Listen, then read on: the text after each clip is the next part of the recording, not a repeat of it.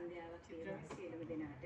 ඒක දුන්නේ. තුමිය ඇතුළු අපේ අතපත්සි සර් ඇතුළු අපේ සමස්ත නිලධාරීන් ඇතුළු සමස්ත සම්පත්දායකයන්ගෙන් අවසරයි. ඇත්තටම මේ අපි දැන් හරි විවෘතව තමයි මෙතන ඉන්නේ. අපි ආපු කට්ටිය නිමින් පිට වෙන්නේ. ඒ නිසා මම තේරෙන විදිහටම කතා කරන්නම්. හරිම සාර්ථකයි වැඩසටහන.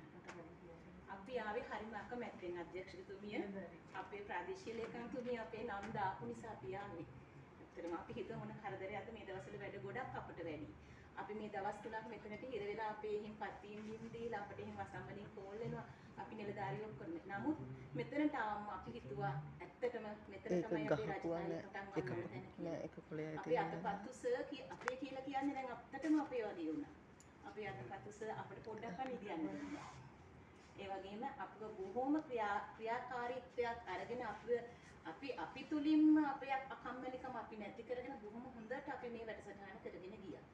ඉතින් අපිට ඇත්තටම දැනුම් සම්භාරයක් හම්බුණා. මම හිතන්නේ අතපත්තු සර් කියන දැනුම් සම්භාරය.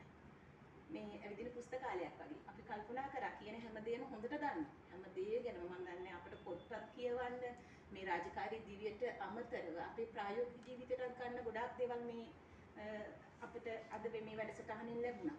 දවස් 3 ගෙවිලා ගියා. ඇත්තටම දැන් නම් වෙන යාමක් දුකක් වගේ තියෙනවා. ඒ තරම් සාර්ථක වැඩමුළුවක්. අපිට ගොඩාක් ගැටලු තිබ්බා. ඇත්තටම මේ දැන් කරන්න යන රජය කරන්න යන වැඩ පිළිවෙල ගැන අපිට ලොකු අවබෝධයක් තිබුණ නැහැ.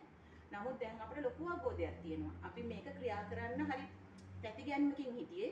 සම්පූර්ණ මේ තැතිගැන්ම නැති වුණා. ඇත්තටම අධ්‍යක්ෂකතුමිය ඇතුළු සමස්ත සම්පත්දායකයන් බොහොමත්ම ස්තුතියි. අපිට මේ රාජකාරී මට්ටමින් ඉදිරියට යන්න ඔබ තමයි ඔබගේ පිහිස තමයි අපිට ශක්තියක් උනේ.